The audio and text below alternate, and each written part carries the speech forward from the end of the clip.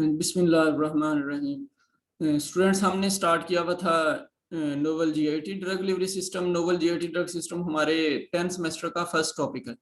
उसमें से हमने नोवल जीआईटी ड्रग सिस्टम में 3 तरह के सिस्टम अब तक डिस्कस कर लिए, जो कि gastro retentive drug delivery system में थे। गैस्ट्रो रिटेंटिव ड्रग सिस्टम में से हमने पहले जो सिस्टम डिस्कस किया वो था फ्लोटिंग ड्रग डिलीवरी सिस्टम, जिसको हमने फर्दर क्लासीफाई किया हुआ था into effervescent and non effervescent system. इस तरह फिर सेकंड हमने क्लास पढ़ा जो कि बायोडहेसिव या म्यूकोडहेसिव सिस्टम था। इसको हमने म्यूकोडहेसिव और बकोडहेसिव में क्लासीफाई किया हुआ था। और इसके बाद हमने पढ़ा ion exchange resin drug delivery system. तो आयन एक्सचेंज रेजन जिसमें हमने कैटायनिक में और एनायनिक सिस्टम में क्लासीफाई किया हुआ था, या नेचुरल और हमने सिंथेटिक में क्लासीफाई किया हुआ था, या ऑर्गेनिक या इनऑर्गेनिक में किया हुआ था। कुछ भी क्लासिफिकेशन का मेथड यूज किया जा सकता है। अच्छा, आज फिर जो इनके बाद हमारा गैस्ट्रोरिटेंटिव तो खत्म हो गया। गैस्ट्रोरिटेंटिव पोर्शन वो था जिसमें ड्रग डिलीवरी सिस्टम जो है वो gastric portion of the GIT में रिटेन रहता है। गैस्ट्रिक पोर्शन से मुराद था वो वाला एरिया ऑफ द जीआईटी जिस जो कि हमारा स्टमक और ड्यूडेनम, एसोफेगस, स्टमक और ड्यूडेनम पे कॉन्स्टिट्यूट करता है। वो हमारा गैस्ट्रिक पोर्शन है। तो मेनली वो स्टमक के ऊपर कॉन्स्टिट्यूट करता है। तो अगर कोई डिलीवरी सिस्टम स्टमक में रिजाइड करता था तो वो gastro retentive, and additionally it is because it's a 4th generation drug delivery system. तो ये 3rd जनरेशन के ऑल बेनिफिट्स इसमें शामिल होते हैं। मींस ये कंट्रोल रिलीज या सस्टेन रिलीज या कंट्रोल रिलीज तो जरूर होता है। और ये जो हम गैस्ट्रो रिटेंटिव बनाते थे ये आपको आपके डिलीवरी सिस्टम को टारगेटेड बना देता था पूरा गैस्ट्रिक म्यूकोसा। अच्छा जी, अब हम जरा आगे चलेंगे तो उनमें से फिर हमारे novel GIT drug delivery system ही है। नोवल जीआईटी ड्रग सिस्टम है जो कि अब जरूरी नहीं है कि ये गैस्ट्रो रिटेंटिव होगा। ये गैस्ट्रो रिटेंटिव नहीं भी है और गैस्ट्रो रिटेंटिव है भी। ऑस्मोटिक ड्रग डिलीवरी सिस्टम जो है ये इनको हम गैस्ट्रो रिटेंटिव में क्लासीफाई कर भी सकते हैं, लेकिन इनको हम किसी भी प्लेस के ऊपर लगा सकते हैं क्योंकि ये सिर्फ ओरल नहीं होते, ये पेरेंट्रल भी होते।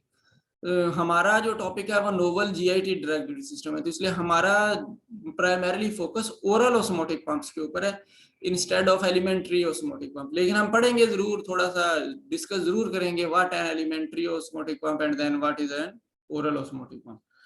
इसलिए मैंने मेन हेडिंग जो है वो ऑस्मोटिक ड्रग डिलीवरी सिस्टम के हिसाब से दी है। उसमें से हमारा जो मेजर कंसर्न होगा वो ओरल ऑस्मोटिक पंप है। तो ऑस्मोटिक पंप जो है वो एक ड्रग डिलीवरी सिस्टम है हमारा, जो कि novel GIT drug delivery system में क्लासिफाई किया जाता है क्योंकि जीआईटी के लिए हमने ये स्पेसिफिकली डिजाइन किया हुआ है। तो नोवल फिर उसी सेंस में इसको भी हम नोवल जीआईटी में इसलिए क्लासिफाई करते हैं कि एक तो ये ओरली दिया जा सकता है, जो ओरली दिया जा सकता है वो जीआईटी का ड्रग डिलीवरी सिस्टम हुआ। एंड सेकेंडली ये नोवेल इसलिए है क्योंकि ये एक कंट्रोल्ड रेट के ऊपर, हाईली कंट्रोल्ड रेट के ऊपर आपको ड्रग की डिलीवरी दे सकता है। ये ड्रग डिलीवर कर सकता है, उसको ड्रग को एक कंट्रोल रेट के साथ एडमिनिस्टर कर सकता है किसी भी एक साइट के ऊपर। तो इसलिए हम इसको नोवल क्लासिफाई करते हैं। तो ये नोवल जीआईटी ड्रग सिस्टम में से हमारा चौथा सिस्टम है, या 4th जनरेशन का ये हमारा चौथा सिस्टम है जो कि हमने आज डिस्कस करना है। तो इसको हम ऑस्मोटिक ड्रग डिलीवरी सिस्टम कहते हैं या ओरल ऑस्मोटिक पंप भी कहा जाता है। पंप से मुराद यानी कि जैसे हम कहें कि कोई एक फोर्स के साथ कोई चीज मूव की जाती है, तो अगर ये ऑस्मोटिक, ये जो हमारा डिलीवरी सिस्टम इसके अंदर से एक फोर्स के साथ मूव की जाए और ड्राइविंग फोर्स जो है वो ऑस्मोसिस हो, ऑस्मोटिक प्रेशर हो, तो ये ऑस्मोटिक पंप इसलिए इसका नेम है। तो osmotic pump drug delivery system भी है या ऑस्मोटिक ड्रग डिलीवरी सिस्टम भी है, इस तरह से भी हम इसको क्लासिफाई करते हैं। तो स्टार्टिंग अगर हम कहें कि why we have actually written this name of osmotic drug delivery, तो ये हमने लिखा है क्योंकि इस सिस्टम में ऑस्मोटिक प्रेशर होता है जो कि ऑस्मोटिक प्रेशर ऑफ ड्रग और सोल्यूट्स होता है। यानी कि नॉर्मली ऑस्मोटिक प्रेशर हमारी ड्रग का ही होता है जिसको हमने मैट्रिक्स बनाया हुआ होता है पॉलीमर्स के साथ। लेकिन अगर वो पॉलीमर की ऐसी प्रॉपर्टी नहीं है कि वो स्वेल कर सकता है या पॉलीमर जो है वो इतना एक्सपैंड कर सकता है कि वो प्रेशर डेवलप कर सके, तो फिर हमने कोई और एजेंट्स डाले हुए थे जिनको हम ऑस्मोजेंस कहते हैं, यानी कि ऑस्मोटिक जनरेटिंग एजेंट्स होते हैं या ऑस्मोजेंट्स। ऑस्मोजेंस या ऑस्मोजेंट्स ये इस तरह का हमारा नेम है। ये ऐसे पॉलीमर्स ही हैं, ये वो पॉलीमर्स हैं जिनकी प्रॉपर्टी सॉल्ट लाइक सब्सटेंसेस हैं, सॉल्ट जैसे होते हैं, जैसे हमारा नॉर्मल सॉल्ट है। तो सॉल्ट क्योंकि बहुत ज्यादा पानी वाटर को इम्बाइब कर सकता है, वाटर इम्बाइब करके वो बहुत ज्यादा इंटरनल प्रेशर गेन कर सकता है, यानी कि उसके ऊपर बहुत ज्यादा प्रेशर पड़ सकता है, क्योंकि वाटर जिस तरफ को ड्रा किया जाता है उस तरफ को ऑस्मोटिक प्रेशर की डायरेक्शन होती है। तो अगर हम कहें कि सॉल्ट है, सॉल्ट में बहुत ज्यादा वाटर मूव किया जा रहा है, बहुत स्पीड के साथ वाटर जा रहा है, तो ऑस्मोटिक प्रेशर इनवर्ड होता है। तो जैसे ही ये इनवर्ड ऑस्मोटिक प्रेशर है, तो जब वो वाटर को बहुत ज्यादा इम्बाइब कर लेगा तो वो बहुत ज्यादा सॉल्ट सोल्यूबल होके बहुत बड़ा साइज लेना शुरू कर लेगा, बढ़ जाएगा उसका साइज। तो ये सारा जो साइज बढ़ जाना है ये दूसरे कंपार्टमेंट के ऊपर, जो कि क्योंकि ये तो एक टैबलेट के अंदर है या एक कन्फाइंड एरिया के अंदर है, तो ये उसके ऊपर एक प्रेशर लगाना शुरू कर देगा। सेकंड, ये सिमिलरली एक ऑस्मोटिक प्रेशर, क्योंकि इधर अब ऑस्मोटिक प्रेशर बहुत बढ़ गया है, इसमें बहुत ज्यादा वाटर ले लिया है। अब दूसरी साइड पे ड्रग है फॉर एग्जांपल, तो उसके ऊपर ऑस्मोटिक प्रेशर जो है वो कम होगा, तो ये बहुत ज्यादा ऑस्मोटिक प्रेशर वो ड्रग के ऊपर ऑस्मोटिक प्रेशर लगाना शुरू हो जाएगा और ड्रग को ये धकेल देगा बाहर। इस तरह से ड्रग जो है वो डिलीवर की जा सकती है। तो जनरली इसका नेम हमने इसलिए डिवाइस किया हुआ है। ऑस्मोटिक ड्रग डिलीवरी सिस्टम जो है वो यूज करता है ऑस्मोटिक प्रेशर, जो osmotic pressure for delivery of drug किया जाता है। तो नॉर्मली ऑस्मोटिक प्रेशर जो है वो कंसिस्ट करता है एक जनरल किस्म का ऑस्मोटिक पंप जो होता है, ऑस्मोटिक डिलीवरी सिस्टम जो होता है टिपिकल। अब तो बहुत से एडवांसमेंट्स हैं, सारी थोड़ी थोड़ी डिस्कस की जाएंगी, बट अ टिपिकल जो कंसिस्ट करता है हमारा ऑस्मोटिक ड्रग डिलीवरी सिस्टम, वो एक ड्रग कोर होगी, यानी कि एक कंपार्टमेंट जो है वो ड्रग का होगा, और फिर दूसरा कंपार्टमेंट जो होगा वो ऑस्मोजन का होगा, या ये ड्रग और ऑस्मोजन इकट्ठे ब्लेंड किए हुए होंगे और एक ही कंपार्टमेंट में होंगे, और इन दोनों को हमने कोड किया होगा with semi permeable membrane. Semi permeable हमने इसलिए लिखी है, सेमी परमिएबल से मुराद है कि ये सिर्फ और सिर्फ परमिएबल है टू वाटर, ये परमिएबल नहीं है टू एनी अदर मटेरियल, या ये परमिएबल नहीं है उस सॉलिड से जो कि सॉलिड इस ऑस्मोटिक पंप के अंदर इनक्लोज्ड है।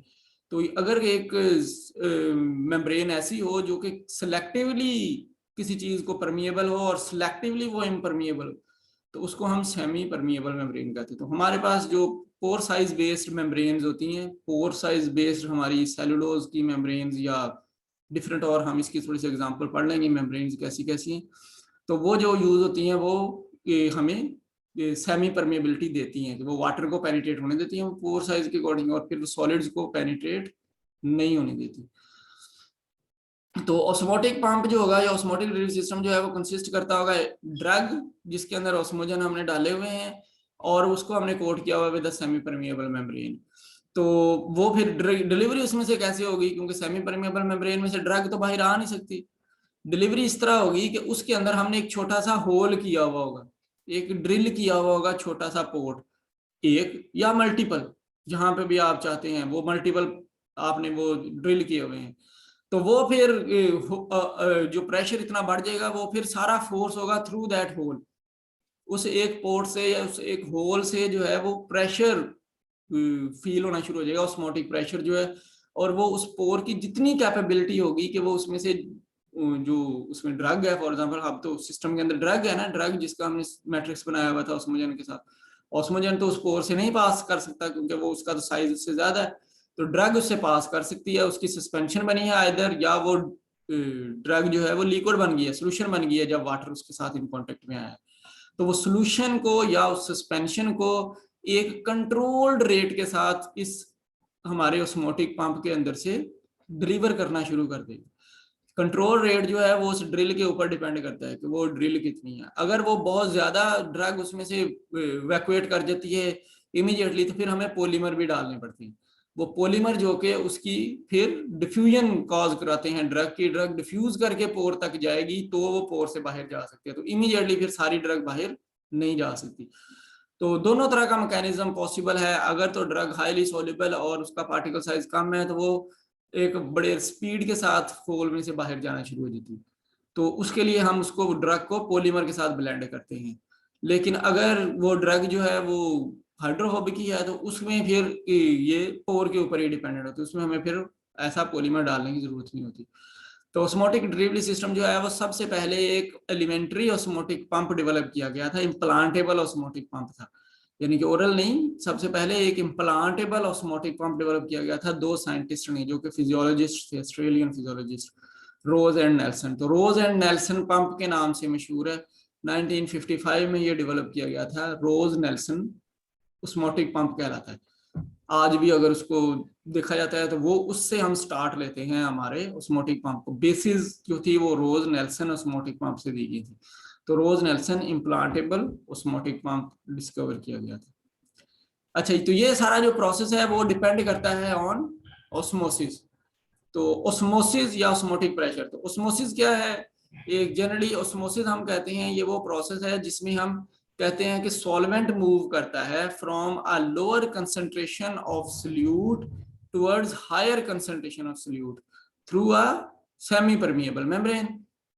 या फिर इसको मैं इन अदर वर्ड्स कहीं, ऑस्मोसिस जो है वो प्रोसेस है जिसमें सॉल्वेंट मूव करता है from higher concentration of solvent to a lower concentration of solvent across a semi permeable membrane. तो जनरली हम, क्योंकि कंसंट्रेशन जब भी हम लिखेंगे या बोलेंगे तो कंसंट्रेशन बोली जाती है relevant to solute concentration, solute, वो सॉल्वेंट से नहीं बोली जाती। मैंने कहा जी आपने ड्रग का सोल्यूशन बनाया है वो 5% वेट बाय वॉल्यूम है, तो what is means 5% weight by volume? मैंने आपको 5% जो बताई है वो सॉल्यूट की बताई है या सॉल्वेंट की बताई? तो मैंने एक्चुअली आपको सोल्यूट की बताई है कि सोल्यूट के 5 ग्राम 100 ml सॉल्वेंट में डाले हुए हैं तो 5% ये बन गया। मैंने सॉल्वेंट का जिक्र नहीं किया, 5% कंसंट्रेशन। तो कंसंट्रेशन जो है वो सोल्यूट को रिप्रेजेंट कर रही होती है। जो हम कंसंट्रेशन बताते हैं वो ऑलवेज सोल्यूट रिप्रेजेंटेटिंग कंसंट्रेशन होती है। तो इसलिए फिर ये ऑस्मोसिस की डेफिनेशन जो एक्चुअली होती है वो मूवमेंट ऑफ सॉल्वेंट, क्योंकि मेम्ब्रेन परमिएबल जो है वो सिर्फ और सिर्फ सॉल्वेंट के लिए है, वो मेम्ब्रेन परमिएबल नहीं है टू सॉलिड सब्सटेंसेस। अगर सॉलिड सॉल्वेंट में कन्वर्ट हो सकता है और उसका पोर साइज फिर इस मेम्ब्रेन के पोर साइज के से स्मॉलर हो सकता है तो ये इसमें से बाहर या अंदर जा सकता है, अदरवाइज ये नहीं जा सकता। तो अदरवाइज सिर्फ और सिर्फ सॉल्वेंट ही इसके अंदर जा सकता है और इससे बाहर आ सकता है।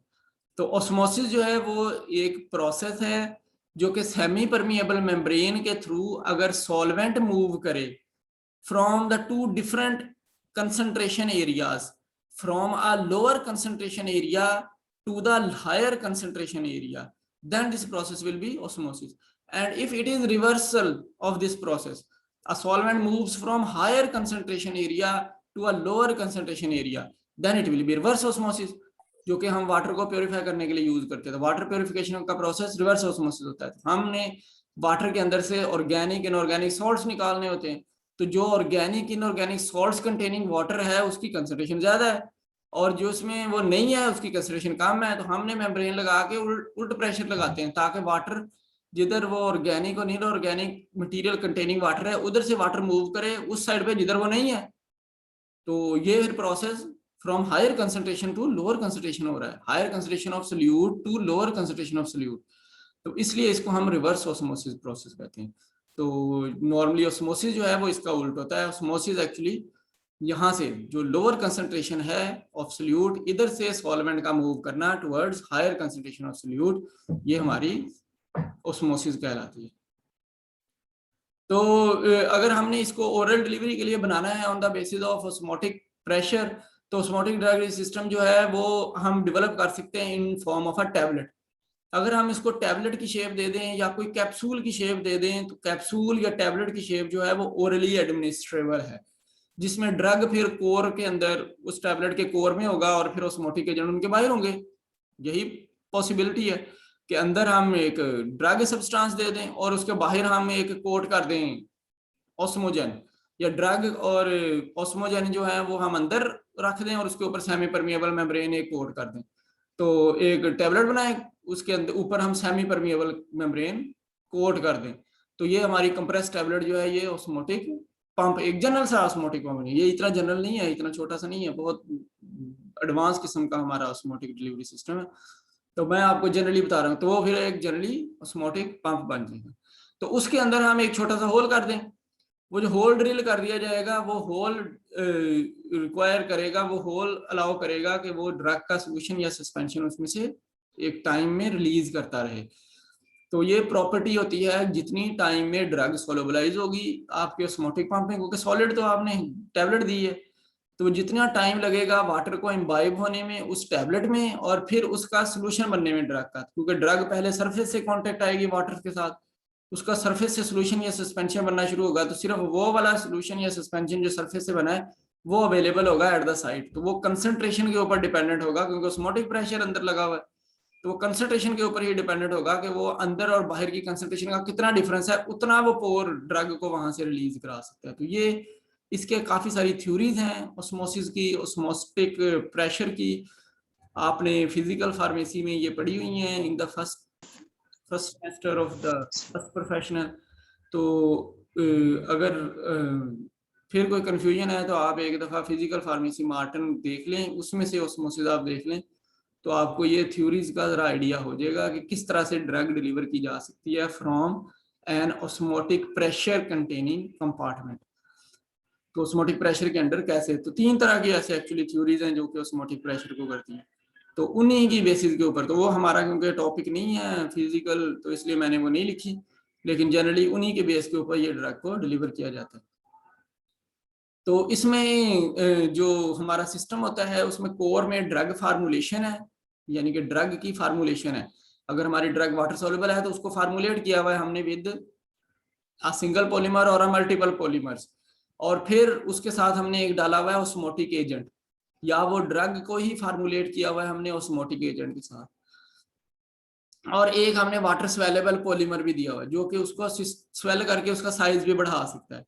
वो साइज बढ़ने से वो गैस्ट्रो रिटेंटिव भी हो सकता है, यानी कि साइज बढ़ जाएगा, तो ये एक्चुअली स्वेलेबल पॉलीमर डालना है, उसमें उसकी गैस्ट्रो रिटेंटिव प्रॉपर्टी को इंट्रोड्यूस करना है। तो मैंने आपको कहा है कि ये सिस्टम जो है वो गैस्ट्रो रिटेंटिव क्लास में भी आ सकता है, और ये सिस्टम जो है वो नॉन गैस्ट्रो रिटेंटिव क्लास में भी आ सकता है। किसी और जगह कोलोन स्पेसिफिक डिलीवरी सिस्टम है, कोलोन हम पढ़ेंगे अभी इसके बाद, तो ये कोलोन स्पेसिफिक डिलीवरी सिस्टम के लिए भी डिजाइन किया जा सकता है। ये लेकिन वास्टली डिफरेंट होता है than colon targeted. Colon targeted की कोई और अप्रोच होती है और इसकी कोई डिफरेंट अप्रोच होती है। तो एक जो है वो वाटर स्वेलेबल पॉलीमर भी हो सकता है, और ये सारा कुछ अलग अलग कंपार्टमेंट्स में हो सकता है, यानी कि ड्रग एक अलग कंपार्टमेंट में हो और ऑस्मोटिक एजेंट और स्वेलेबल ऑस्मोटिक एजेंट एक अलग कंपार्टमेंट में हो और स्वेलेबल पॉलीमर एक अलग कंपार्टमेंट में, तो ये अलग सेपरेट कंपार्टमेंट में भी हो सकता है, यानी कि ड्रग का, पॉलीमर्स का, ऑस्मोटिक एजेंट्स का एक ही कंपार्टमेंट में होना जरूरी नहीं है, ये डिफरेंट कंपार्टमेंट्स में हो सकते हैं डिपेंडिंग अपॉन कि आपने सिस्टम को किस तरह का डिजाइन किया हुआ है। तो ड्रग जो है वो डिलीवर होती है, एक्चुअली वो डिपेंड करती है रेट जिसकी बेस के ऊपर कोर जो है वो वाटर को अब्सॉर्ब करेगी, तो वो डिपेंड करेगा वाटर का अब्सॉर्ब करना ऑस्मोटिक प्रेशर जो कि जनरेट किया होगा आपके सॉल्ट्स ने या ऑस्मोजेंस ने। जो ऑस्मोजेंस ने ऑस्मोटिक प्रेशर डेवलप किया होगा उसकी बेस के ऊपर ड्रग जो है, वाटर जो है वो भागा आएगा इनटू द कोर, तो कोर के अंदर आ जाएगा और कोर के कंपार्टमेंट को वो सोलबलाइज करना शुरू हो जाएगा, लिक्विड बना देगा, या उसको डिस्पर्स करना शुरू हो जाएगा और सस्पेंशन बनाना शुरू हो जाएगा, और जिससे फिर वो मेम्ब्रेन की परमेबिलिटी जो है वो इंक्रीज होना शुरू हो जाएगी उन सोल्यूशन के लिए, क्योंकि एक सोल्यूशन अंदर आ रहा है तो उसी तरह का सोल्यूशन बाहर जाने की कोशिश करेगा, क्योंकि जहां से सोल्यूशन की इनवर्ड मूवमेंट है वहां से तो सोल्यूशन बाहर नहीं जा सकता, तो वो उस जगह से जहां सोल्यूशन की मूवमेंट नहीं है वहां पे ये वो होल जो हमने बनाया हुआ होगा वहां पे, क्योंकि सोल्यूशन की मूवमेंट नहीं होती, वो तो किसी और पर्पस के लिए होल जो है वो बड़ी ड्रग्स को भी, लार्जर पार्टिकल्स को भी वहां से निकाल सकता है, तो वो एक्चुअली उधर से फिर इंटरनल प्रेशर डेवलप हो जाता है, तो अंदर से प्रेशर डेवलप होने की वजह से वहां से सॉल्वेंट मूव नहीं करता, तो वहां से फिर वो permeability of the coating start हो जाती है जहां से ड्रग बाहर जा सकती है। तो फिर क्या होगा, जैसे ही कोर जो है वो वाटर अब्सॉर्ब करेगी वो अपना वॉल्यूम बढ़ा लेगी, जो कि फिर अल्टरनेटिवली ऑस्मोटिक प्रेशर अप्लाई कर देगा on the compartment of the drug, जो कि ड्रग का सोल्यूशन जब बन जाएगा, जब उसमें वाटर आएगा तो वो ड्रग का solution out of the tablet push कर दिया जाएगा थ्रू द वेंट्स। तो एक इस बात को मैं आपको समझाऊं तो एक स्कीमेटिक रिप्रेजेंटेशन है एक बेसिक मॉडल की, ये भी एक ऑस्मोटिक प्रेशर की थ्योरी के ऊपर ही डिपेंडेंट है, तो जिसमें वॉल्यूम बेस्ड थ्योरी होती है। तो वॉल्यूम ऑफ ऑस्मोटिक कंपार्टमेंट, ये एक कंपार्ट, हमने 2 कंपार्टमेंट लिए हुए हैं, यानी कि 3 कह लें यहाँ पे, तो एक हमने कंपार्टमेंट लिया हुआ है जो कि जिसका वॉल्यूम कहलाता है volume of osmotic agent compartment. तो इसमें हमने एक ऑस्मोटिक एजेंट डाला हुआ है, एक दूसरा कंपार्टमेंट है इसमें हमने ड्रग डाली हुई है। तो इसके गिर्द हमने ये एक हाउसिंग लगाई हुई है, यानी कि इसके गिर्द हमने एक रिजिड मेम्ब्रेन लगाई हुई है। रिजिड मेम्ब्रेन का काम ये है कि ये यहाँ से एक्सपैंड नहीं करने देगी इसको, ये सिस्टम फैल नहीं सकता। अगर ये सिस्टम यहाँ से फैल नहीं सकता तो जब ये वाटर इम्बाइब करेगा तो वाटर इम्बाइब करके ये अपना वॉल्यूम तो बढ़ाएगा, तो वो कहाँ जाएगा? उसके लिए हमने जो सेंटर में इन दोनों कंपार्टमेंट के एक मेम्ब्रेन लगाई है, वो मेम्ब्रेन जो है वो मूवेबल मेम्ब्रेन। तो वो मूवेबल होने की वजह से ये जब वॉल्यूम ऑफ दिस कंपार्टमेंट बढ़ता है तो वो इसके ऊपर प्रेशर लगाता है। तो वॉल्यूम वाटर ये कहाँ से लेगा, क्योंकि ये तो रिजिड हाउसिंग है बाहर, यहाँ से तो वाटर आ नहीं सकता, ऊपर से या नीचे से तो नहीं आ सकता। तो हमने एक साइड पे एक सेमी परमेबल मेम्ब्रेन लगाई हुई, तो वाटर यहाँ से इसके अंदर मूव करता है और उसका कांटेक्ट इसके साथ। इस सूरत में ड्रग जो है वो हमारी सोल्यूबल होती है, सोल्यूशन की फॉर्म में होती है। अगर ये क्योंकि ये ज्यादातर इस तरह का हमारा इम्प्लांटेबल है, क्योंकि ये रोज नेल्सन का स्कीमेटिक डायग्राम है जो कि रोज नेल्सन पंप की है। तो रोज नेल्सन क्योंकि एक इनिशियली ओस्मोटिक पंप जो था वो रोज नेल्सन का फॉर पेरेंट्रल या इम्प्लांटेबल ओस्मोटिक पंप था, तो इसलिए वो एक्सपैंड नहीं कर सकता था, क्योंकि पेरेंट्रल में वो एक्सपैंड करेगा तो वो तो वहां पे क्लॉग बन जाएगा, वो तो वहां पे कहीं ना कहीं फंस जाएगा और वहां से फिर ब्लड की सर्कुलेशन ही रोक देगा। तो इसलिए वो इस तरह से एक्सपेंडिंग नहीं लगाया जा सकता था। तो उसका एक हल ये था कि सेमी परमेबल मेम्ब्रेन लगाई ही सिर्फ उस साइड पे जाए जहां पे हमने सॉल्ट कंपार्टमेंट दिया हुआ है, यानी कि हमने एक ऑस्मोजन दिया हुआ है। तो ऑस्मोटिक एजेंट कंपार्टमेंट में हमने के सामने हमने सेमी परमेबल मेम्ब्रेन लगा दी। तो इसका काम ये है कि ये क्योंकि सॉल्ट है फॉर एग्जांपल, तो इन्होंने वाटर को इम्बाइब करना शुरू कर दिया। वाटर इम्बाइब करके तो ये इसका वॉल्यूम बढ़ना शुरू हो जाएगा। जैसे इसका वॉल्यूम बढ़ेगा तो ये या इस सेमी परमेबल मेम्ब्रेन के ऊपर प्रेशर लगाना शुरू करेगा और इस डायाफ्राम के ऊपर प्रेशर, क्योंकि ये तो रिजिड हाउसिंग है, इसको तो कुछ नहीं हो सकता।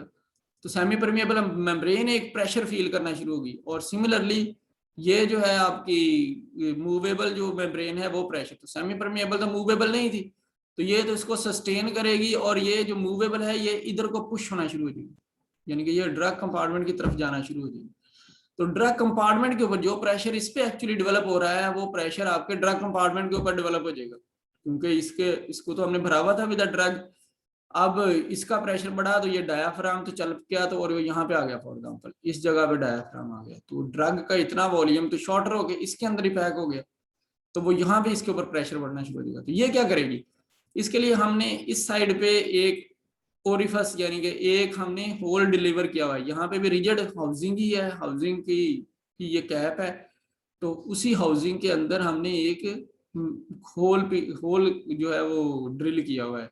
होल के ड्रिल करने की वजह से वो ड्रग जो है वो इस होल में से फिर इस प्रेशर की बेस के ऊपर, जो प्रेशर इसके ऊपर लग गया है ऑस्मोसिस का, जो डायाफ्राम ने इसके ऊपर ऑस्मोटिक प्रेशर, जो एक्चुअली ऑस्मोटिक प्रेशर बना था ऑन ऑस्मोटिक एजेंट कंपार्टमेंट, लेकिन वो इसने इसको डिलीवर कर दिया इनटू ड्रग कंपार्टमेंट, क्योंकि मूवेबल डायाफ्राम इस ड्रग की तरफ आ गया। तो ये ऑस्मोटिक प्रेशर जो इसके ऊपर इतना ज्यादा डेवलप हो जाएगा, उसकी वजह से ये इस होल में से ऑस्मोटिक प्रेशर की बेस के ऊपर यहाँ से ड्रग बाहर डिलीवर करना शुरू कर देगी। तो इसको एक जनरल किस्म का ये हमारा osmotic pump drug delivery system, osmotic delivery system. तो अच्छा, ये हमने क्यों लेना है osmotic pump drug delivery system? तो इसके कुछ एडवांटेजेस हैं, हम उनमें से सिर्फ एक दो एडवांटेज जो कि की एडवांटेजेस हैं वो सिर्फ हम डिस्कस करेंगे।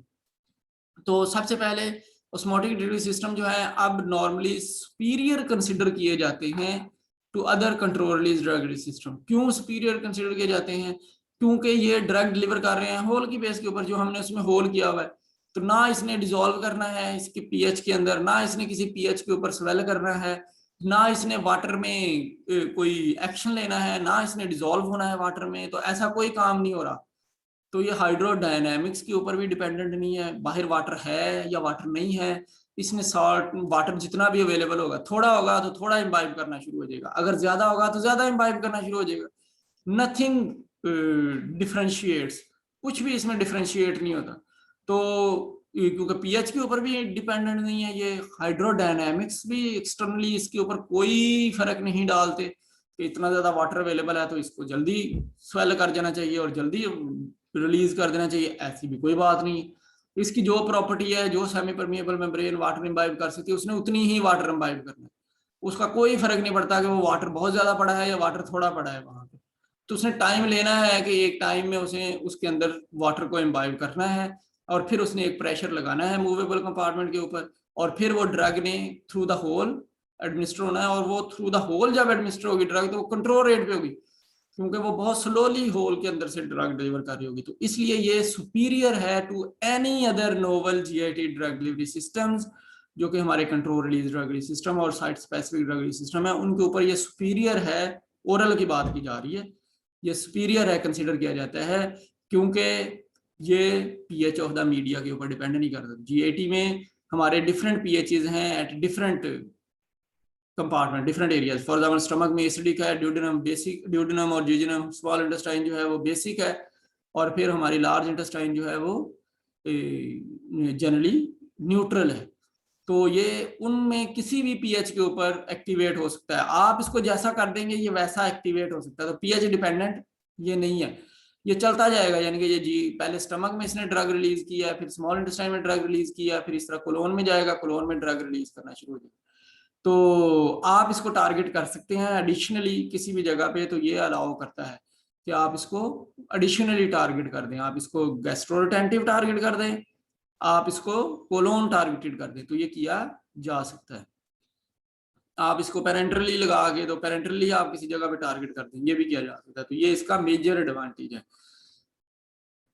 तो ये जो अगर हम इस तरह का कोई सिस्टम बना लें जो कि पीएच इंडिपेंडेंट हो, वो एक्सटर्नल डिसोल्यूशन मीडिया जो अवेलेबल है, जो ब्लड है या फिर वो जीआईटी का फ्लूइड है, उसके हाइड्रोडायनेमिक्स के ऊपर भी डिपेंडेंट ना हो, तो फिर एक ऐसा डिलीवरी सिस्टम बन जाएगा जो कि डिलीवर करेगा rate of the drug release जो है वो ऐसी होगी जैसी आपने एक डिसोल्यूशन मीडिया में डाल के बाहर इन विट्रो कर ली, वो इन विवो भी वैसी ही होगी। तो इसको बहुत ज्यादा चेक किया गया है ओरल ऑस्मोटिक पंप को। अगर आप देखें तो आजकल ऑस्मोटिक पंप के पेपर बहुत ज्यादा आ रहे हैं, जिन्होंने इन विट्रो जो एक्चुअली रिजल्ट दिया उस ऑस्मोटिक पंप ने ड्रग के साथ, सेम ही वो रिजल्ट जो आया है वो इन वीवो भी आया है। तो रेट ऑफ ड्रग रिलीज जो है वो कंपेरेबल होता है between in vivo and in vitro rate. तो इसी को तो हम कहते हैं कि ये आईवीसी है, in vitro in vivo correlation है। तो in vitro in vivo correlation अगर हो तो ये बायोवेवियर भी होता है। अगर किसी भी डिलीवरी सिस्टम में आईवीसी आ जाए तो वो बायोवेवियर फॉर बायोइक्विवेलेंस स्टडीज होता है। तो आपको बायोइक्विवेलेंस स्टडी नहीं करनी पड़ती उसकी। बायोइक्विवेलेंस में हम कहते हैं कि हम उसको कंपेयर करते हैं विद ब्रांड लीडर्स, कि जो ब्रांड है पहले वो कैसा रिस्पॉन्स दे रहे हैं, क्या ये उन जैसा रिस्पॉन्स दे रहा है या नहीं दे रहा, तो वो बायोइक्विवेलेंस। तो वो करने की बिल्कुल जरूरत नहीं पड़ती, क्योंकि ये स्टडी ही in vivo in vitro correlation biowaiver होती है। और अगर एक ड्रग जो कि इन विट्रो में एक रिस्पॉन्ड दे रही थी, वो अपने इन वीवो में भी वैसा ही रिस्पॉन्ड देती है, और सिमिलरली जो एक हमारा टारगेट होगा, क्योंकि हमने तो इसको कंपेयर करना है विद अ टारगेट, वो टारगेट जो है हमारा ब्रांड लीडर है, या जो फार्माकोपिया डिस्क्राइब करती है, या जो डिस्क्राइब करता है स्टैंडर्ड जो आपके पहले से अवेलेबल है, उसके रेट के साथ आप कंपेयर कर दें इसको। यानी कि फॉर एग्जांपल आपकी फार्माकोपिया में लिखा हुआ है ड्रग इस रेट से डिलीवर होती है, और अगर ये कंट्रोल रिलीज है तो इस रेट से डिलीवर होती है। तो फिर इन वीवो में, और इस तरह इन विट्रो, आपका जो इन विट्रो है आप इन विट्रो परफॉर्म करें, उसको आप उसी इन वीवो से कंपेयर कर दें जो कि बुक में दिया हुआ है, जो कि वहां पे है। तो अगर वो उसके साथ कोरिलेट कर जाए तो ये इन विट्रो इनको, तो आपको इसकी कोई बायो इन विवो स्टडी करने की जरूरत नहीं है, कोई बायोइक्विवेलेंस स्टडी करने की जरूरत नहीं है। हाँ, आप इसी का इन विवो भी कर लें तो आप इसका in vitro in vivo correlation खुद से डिमॉन्स्ट्रेट भी कर सकते हैं कि इसका in vivo in vitro correlation है। तो अगर इसका in vivo in vitro correlation है तो इसको अब आप रेगुलेशन में जब अप्लाई करेंगे कि इसकी रजिस्ट्रेशन हमें चाहते हैं, तो उसमें आपको इसका फिर बायोइक्विवेलेंस का डाटा लगाने की जरूरत नहीं पड़ेगी। अच्छा, ये तो एक मेजर एडवांटेज हो गया इसका कि ये एक तो सुपीरियर है, क्योंकि ये पीएच और hydrodynamics of external dissolution media के ऊपर डिपेंड नहीं करते।